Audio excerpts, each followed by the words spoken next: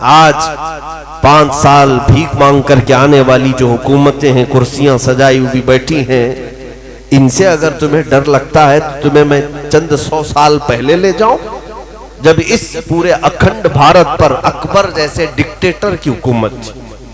اکبر بڑا ظالم اور وہ مرتد ہو چکا تھا اور ایک نیا دین قائم کر چکا تھا، میرے نبی کے دین کو ختم کر کے۔ اس کے اعتبار سے اعلان کر چکا تھا کہ اب دین مصطفیٰ پرانا ہو چکا ہے، ایک نیا دین شروع ہوگا۔ وہ ایسا بادشاہ جو الیکشن سے آیا نہیں، وہ ایسا بادشاہ جو جمہوریت کا نہیں، بلکہ خود ساختہ، خود کا پاور، لاکھوں کی فوج اس کے پاس، اس وقت کا بھارت، اس وقت کا ہندوستان جس میں پاکستان، بنگلہ دیش، افغان کی سرحدیں، ایران کی سرحدیں بھی آتی تھی، اتنا بڑا بھارت کا وہ اکیلا بادشاہ جب یہ اعلان کر دے تب تو حالات اور کتنے خراب رہے ہوں گے۔ آج جو لوگ کہتے ہیں نا حالات خراب ہیں، اس وقت ایک ظالم کی حکومت ہے، فوج اس کے پاس، پولیس اس کے پاس، بادشاہ کے خلاف کوئی کہہ دے بات تو وہ تو موت کی سزا، پھانسی پر چڑھ جائے گا۔ لیکن جب نیا دین وہ شروع کیا، علماء بھی تھے، مدارس بھی تھے، مسجدیں بھی تھیں، مسجدوں میں اس نے اذان بند کر کے سیپ بجانے کا حکم دیا تھا، منبر پر مورتیاں رکھی جائیں گی اس کے نئے دین کے اعتبار سے۔ لیکن جانتے ہو آج حالات خراب ہونے اور مصلحت اور حکمت کی بات کرنے والوں سے میں کہتا ہوں، چند 100 سال پہلے جاؤ، اس اکبر جیسے ڈکٹیٹر اور ظالم کے زمانے میں یہ کہہ کر کے علماء خاموش نہیں بیٹھے کہ حالات بہت خراب ہے، ظالم کی حکومت ہے، بلکہ اس کے ظلم کے باوجود بھی منبر سے برسر اعلان ایک مجدد اٹھتا ہے جسے احمد فاروقی سرہندی کہا گیا، اور نعرہ بھی لگایا کہ اگر اس دھرتی پر کوئی دین باقی رہے گا تو مصطفیٰ کا دین رہے گا، اسلام کے نام پر جو رہے گا وہ دین محمد ہی رہے گا، کسی اکبر کا لایا ہوا دین نہیں چلے گا۔ اس پاداش میں مجدد الف ثانی کو گوالیار کی جیل میں بند کر دیا گیا، 8 سال تک جیل میں رہے۔ بادشاہ نے ان علماء کو قید کر دیا، تو کیا یہ قید ہو جانے کے بعد ان کا مشن اور ان کی تحریک بند ہو گئی؟ نہیں، مجدد صاحب 8 سال تک گوالیار کی جیل میں رہے، اور جب 8 سال کے بعد معائنہ کرنے کے لیے گئے تو تقریباً 700 مجرم اور قیدیوں کو تو وہ عالم بنا چکے تھے، وہاں پر درس قرآن دیتے تھے، تفسیر پڑھاتے تھے، حدیث پڑھاتے تھے۔ ارے جیل نہیں، عشق رسول کا مرکز بن چکا تھا۔ ہاں، تم اگر عاشقوں کو چھوڑو گے وہ جہاں بیٹھیں گے وہی دیا روشن کریں گے، جہاں چراغ بجھاؤ گے کوشش کرو گے اللہ تعالیٰ وہیں سے چراغ روشن کرے گا۔ آپ سمجھیں، میں اکثر کہا کرتا ہوں، بریلی والے آپ کے پاس تاریخ موجود ہے، مراد آباد شہر کتنا دور ہے آپ سے؟ بہت قریب ہے۔ مراد آباد شہر کا ایک مجاہد ایسا جس کا نام تعظیم سے اعلیٰ حضرت بھی لیا کرتے تھے، سبحان اللہ، وہ کون ہے؟ علامہ کفایت علی کافی رحمت اللہ علیہ۔ اعلیٰ حضرت فرماتے ہیں نعت، بہت سارے لوگ نعت لکھتے ہیں، بہت سارے لوگ حضور کی بارگاہ میں اشعار لکھتے ہیں، وقت کا مجدد امام احمد رضا فاضل بریلوی یہ فرماتے ہیں اگر میں کسی کی نعتیں سنتا ہوں تو میرے مرحوم بھائی امام زمن حسن رضا بریلوی کی یا تو مولانا کفایت علی کافی، سبحان اللہ، اعلیٰ حضرت جن کی نعتیں سنتے ہوں وہ کفایت علی کافی۔ ہاں، وہ ایسے ہی معمولی کوئی عام شخص نہیں تھا، ایسا عالم ربانی کے جس سے پورے انگریز تھراتے تھے، خوف کھاتے تھے۔ ایک بات یاد رکھو کہ ان ظالم حکومتوں کو اگر سب سے زیادہ ڈر لگتا ہے تو حق بولنے والے علماء سے ڈر لگتا ہے، جی بے شک۔ باقی یہ لاکھوں کی فوج ہزاروں کی تعداد سے گھبراتے نہیں، ان کو مار بھی دیتے ہیں، کاٹ بھی دیتے، لیکن ان کو پتا ہے ایک عالم حق بولنے والا اگر زندہ رہا تو پھر یہ کروڑوں کو بیدار کر دے گا۔ کفایت علی کافی کو اس بات کے لیے انگریز بار بار پریشان کرتے رہے کہ آپ ہماری حکومت کے خلاف نہ بولیں، آپ خاموش ہو جائیں، ہم آپ کو اپنی حکومت میں عہدہ دے دیں گے۔ ہم آپ کو نذرانے بھیجا کریں گے، تحفے بھیجا کریں گے جیسے دوسروں کو بھیجتے تھے، لیکن کفایت علی کافی وہ عاشق رسول تھے، فنا فی الرسول تھے، سودے بازی نہیں کی۔ جانتے ہو ایک عالم کو گرفتار کرنے کے لیے کتنے انگریز آئے تھے؟ 3000 انگریز آئے تھے۔ اسی سے اندازہ لگتا ہے کہ رسول پاک صلی اللہ تعالیٰ علیہ وسلم کی بارگاہ کا تربیت یافتہ جو ادنا بھی ہوتا ہے وہ پوری دنیا کا شیر ہوا کرتا ہے، اسے پکڑنے کے لیے بہت سارے کتے آتے ہیں، اس بات کو یاد رکھیں۔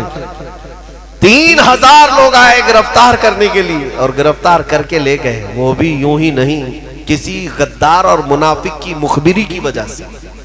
ہماری جماعت کا کوئی غدار تھا جس نے مخبری کر کے ان کو پکڑوایا، انگریز لے کر کے آئے تو دارالامارت میں رکھ کر کے مولانا کفایت علی کافی کو بار بار ٹارچر کرتے تھے، سزائیں دیتے، لیکن آپ ٹس سے مس نہیں ہوتے۔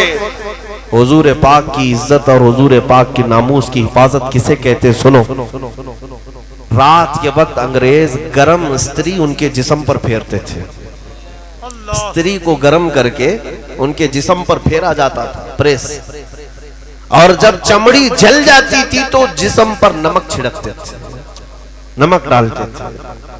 علامہ کفایت علی کافی رحمت اللہ علیہ کو ایسی سزائیں دی، اس کے باوجود انہوں نے اپنا نظریہ نہیں بدلا، نہ ہی اپنا قول۔ وہ چاہتے تو پیسہ بھی لے لیتے، عہدہ بھی لے لیتے، چھوڑ دیتے، حالات خراب ہیں، نہیں۔ جو سچا محب رسول ہوتا ہے وہ حالات کو نہیں دیکھتا، وہ گنبد خضرا کو دیکھ رہا ہوتا ہے۔ کفایت علی کافی رحمت اللہ علیہ کو مراد آباد کے چوراہے پر لا کر انگریزوں نے پھانسی پر چڑھانے کا حکم دیا۔ یہ 1857 سے پہلے کی بات ہے، توجہ۔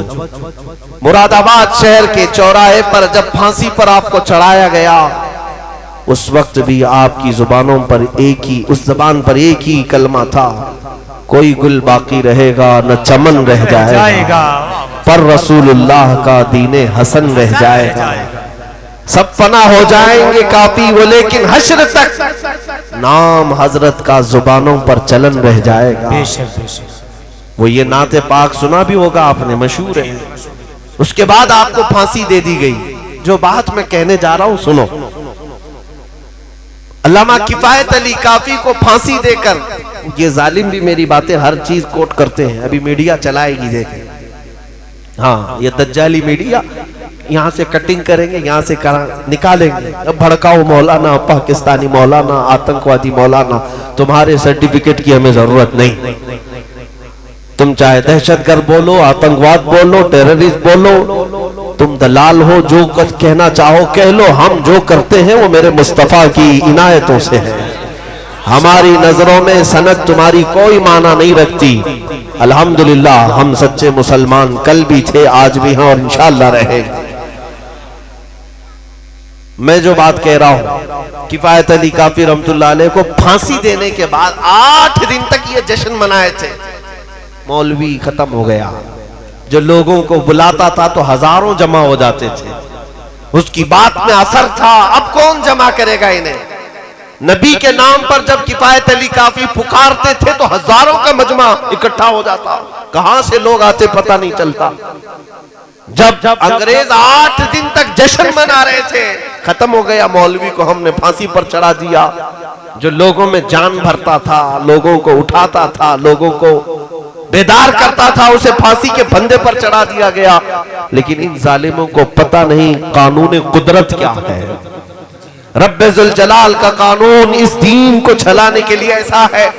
تم ادھر مراد آباد شہر میں کفایت علی کافی کو پھانسی دے رہے ہو، پڑوس شہر میں مولا امام احمد رضا کو پیدا کر رہا۔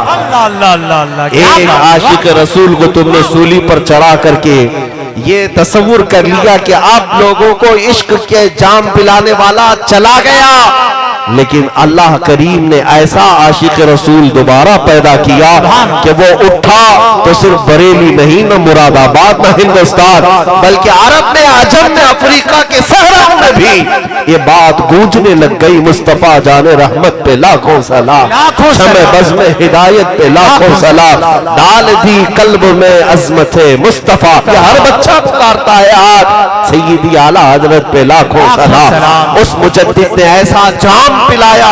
अगर मैं कहता हूं तकरीरें सुनने का मौका नहीं मिलता तो जरा हदायत बख्शिश पढ़ लिया करो, आला हजरत के कलाम सुन लिया करो, तुम्हारा ईमान बेदार हो जाएगा, तुम्हारी कुव्वत इश्क में इजाफा हो जाएगा।